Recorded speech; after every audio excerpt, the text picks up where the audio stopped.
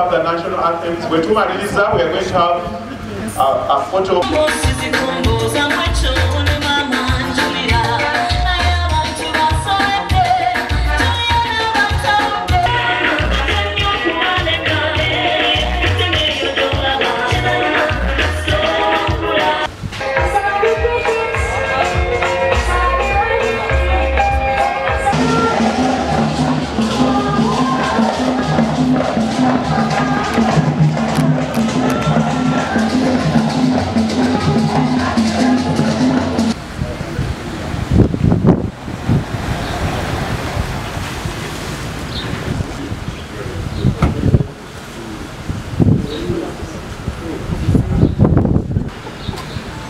Tulema kusiima gavumenti wamu ne bonna ababiyambyeko mu kutuukiriza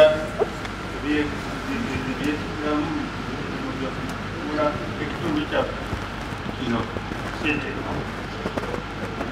Kankozese omukisa guno okusiima Ssaabasajja Kabaka olw'okutwagaliza Masaka efuuke site. Weebale nnyo, weebale nnyo Ayi Ssaabasajja Kabaka. Nsaba Omukama aluŋŋamye abakulembeze ba site yaffe eno ebeere ya mugaso eri abatuuze wamu n'ab'emiriraano abatuusibwako obuweereza busaanidde. Mbaagaliza obuwanguzi wamu bugende mu maaso kw'ekibuga kyaffe era sirema okukubiriza kumbi emirembe kukola nnyo. Wabula byonna tuyinza tuukako nga tewali nga tetuli balamu. Njagala kusaba planning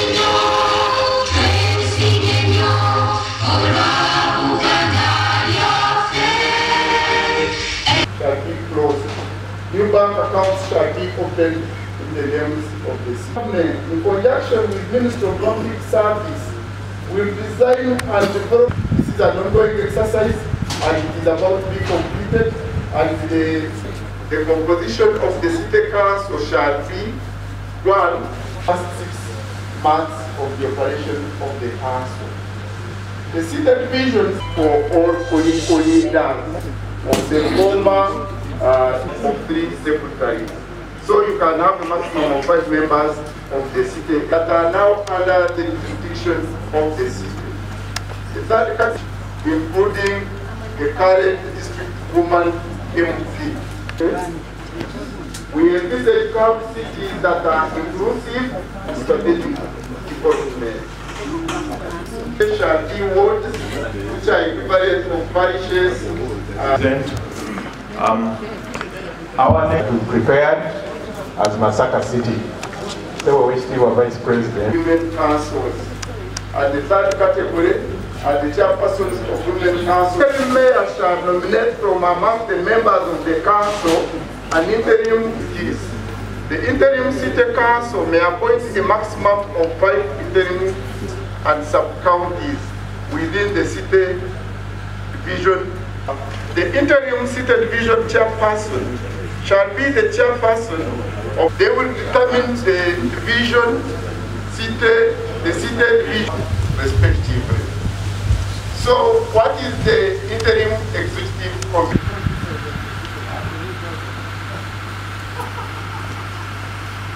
interim city division chairperson. The interim division for 3. The city council is required to prepare a comprehensive the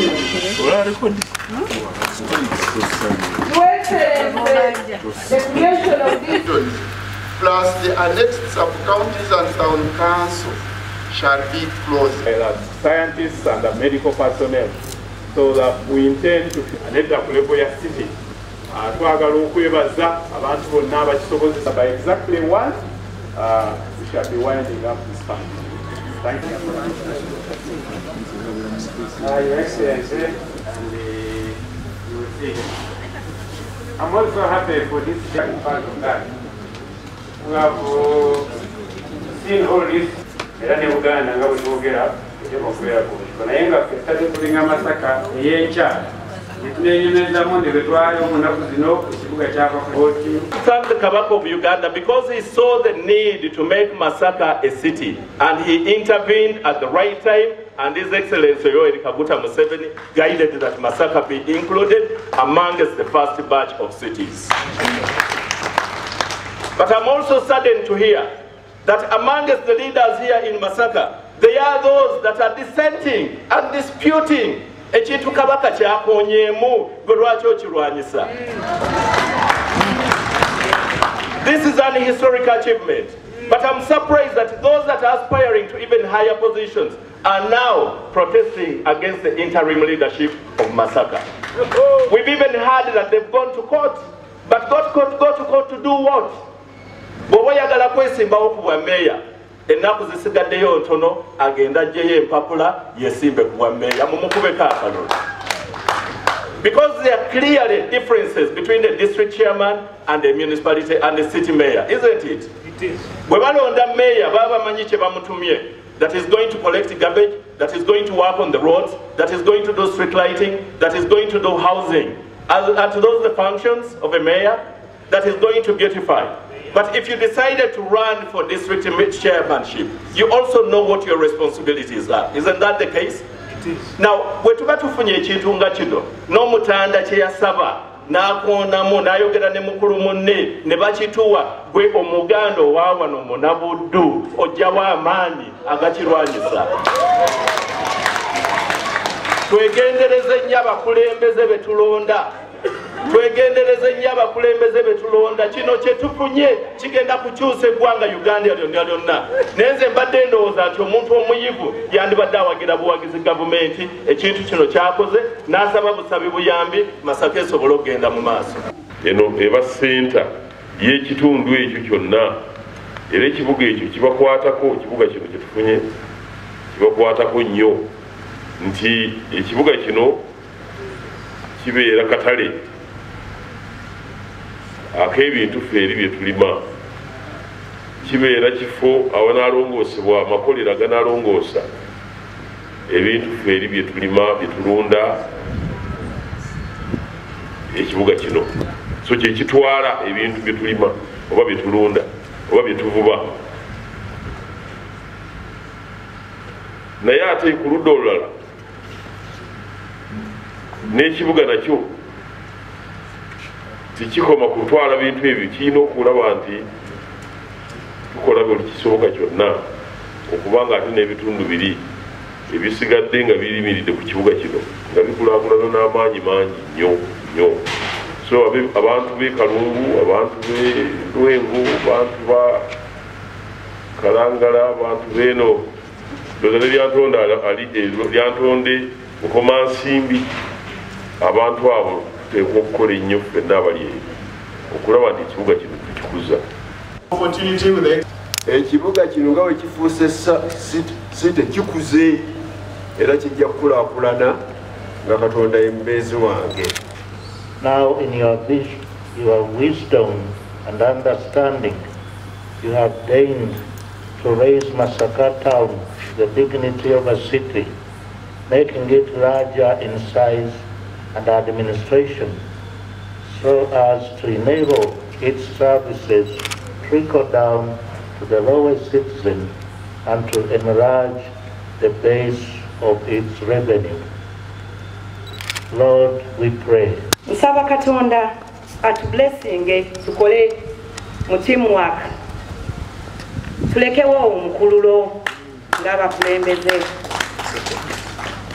tukole olw'obulungi bwaffe n'ekibuga kyaffe Masaka ne bw'oba ng'onyiize si gwe mukulembeze asoose ate si gwe asembye n'olwekyo tukole olw'obulungi bwa Masaka abantu b'e Masaka guno mulanga gye muli buli kyokola manya nti okikola ku lwa Masaka bw'okola ekibi manya nti okosa Masaka Masaka ffenna tugirina ku bibegabega byaffe nsaba Katonda otuluŋŋamye tukole bulungi.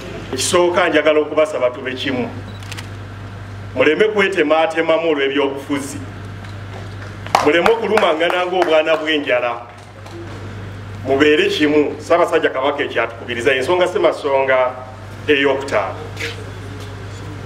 Njagala era okubasaba nti ebibuga byonna bitadde obubonero oba bironze obubonero obw'enjawulo obulaga ekyo ekisangibwayo. Ffe tuli balimi n'okusinga byonna tuli balimi ba mmwanyi. Nalirowoozezza nno nti akabonero akaaniriza omuntu yenna ava mu kibuga ekirala emmwanyi teyaliguzeeko n'ekitooke. N'olwekyo mukirowoozeeko.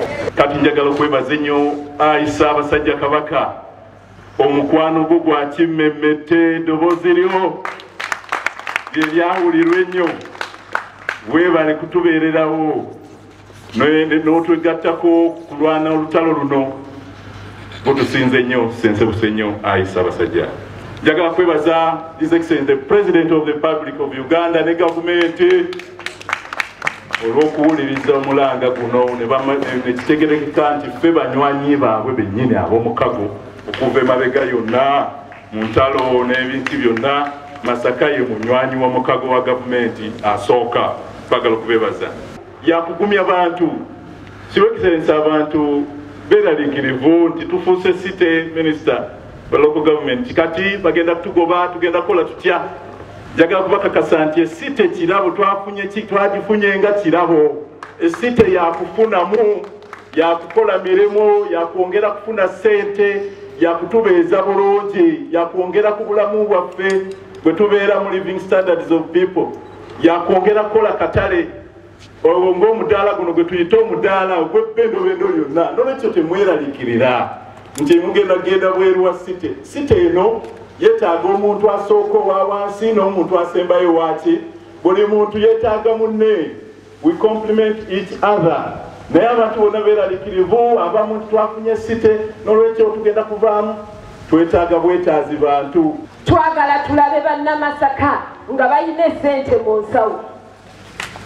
Twagala tulabe bannamasaka nga babeereyo mu mayumba gaabwe amanene. Bano bajja tuyamba okulaakulanya n'oteekawo industries. Naye nga bannansi bannamasaka bakasangwawo nga basanyufu era nga bagagga. Ekyo bwe kinaakolebwa Ssebala DC, Ssebala Bataka, Abedi Bwanika, Ssebala ex-presidential candidate n'abalala mwenna abasabira Masaka ebirungi. Bwe kinaakolebwa tulaba nga abantu baffe basanyufu ng'olaba munnamasaka nga ddala alabika city atambula city ayogera city tujja kuba basanyufu.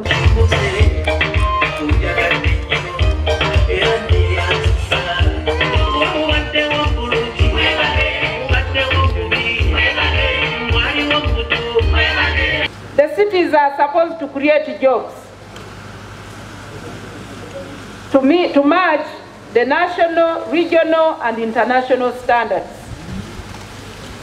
And therefore, I want to ask the technical people, as much as you are all coming to the city,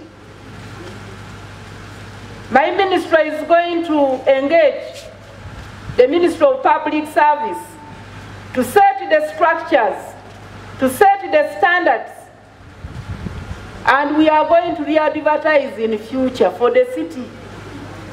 So as you come in the interim leadership, you've not yet arrived. You will have to compete for those city jobs. So right now you are there, but get prepared.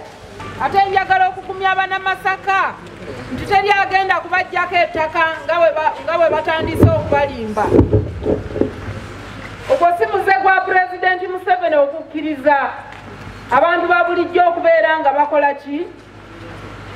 So teryagenda kujja ku muntu ttaka, buli alina ettaka lyagenda kulisigaza, tugenda kukolera wamu tukulaakulanye ekibuga, ffena kitugase. Mukulu Kayemba, abantu saagala badde I don't want them to regret tuse lwaki baleeta ekibuga. So mutuyambe bakansalas, mufuuse basite kansalas, mutuyambe ekibuga mukitandiikize ku musingi omulungi ng'abantu tebagenda kwejjusa lwaki bazze mu kibuga. Buli omu yeeyagalire mu kibuga kino, tukikulaakulanye, abantu bagaggawale. Njagala okwebaza Ssaabasajja Kabaka era n'okuva ku muzindaalo guno nga neeyama nti eddoboozi Ssaabasajja Kabaka lye yateekawo lyawulirwa buli munnayuganda, lyawulirwa n'abakulu abali mu gavumenti, era y'ensonga lwaki ekibuga kyaffe kye kimu ku bibuga ebyasemba ogenda ku lisiti ate nga bye byalisoose. Nga neebaza gavumenti okutukwasa ekitiibwa kino eky'ekibuga, neebaza Ssaabasajja Kabaka wa Buganda okuwerekera n'okuyisaamu eddoboozi ekkulu eryagobererwa, ne bakulembeze bannange mwenna nga bwe tuze tulwana okulaba nga tuleeta ekibuga kino.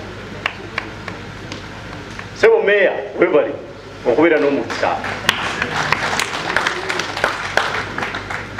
Omulimu gwe tukulembeddemu ng'abakulembeze kuzimba kibuga, si kukitema, kukisuula ku ttaka. Kakati ate ffe bannamasaka ogwo omulimu ogw'okukisuula tugwewalire ddala. Tite mukulu Judy Mbabaali wadde alina ensobi, kyenvudde mbaga nti omuntu bw'aba asobezza yeetonda ate ne mumusonyiwa. Ate omuntu bw'aba alina akalungi k'akoze mugambeko nti munaye weebale. Naye okuvaawo ng'abantu bano ne muva ku muzindaalo nga mubanenya nga temubasanyukidde na kubeebaza, nempulira buli kikanyeredde bulungi ng'omubaka w'Egoma Nsimbi. Ekibuga kino kiruddewo, abantu bakyagala, kyobulaba nga bakirwanirira ne bakikaabira. Ebisookerwako tubikole, Ssebo Meeya, okuggyawo obuntuntu obutufaananyanga abatali bagunjufu. Okugeza nga tulina taxi park ng'emmotoka zipaakingira ku streets.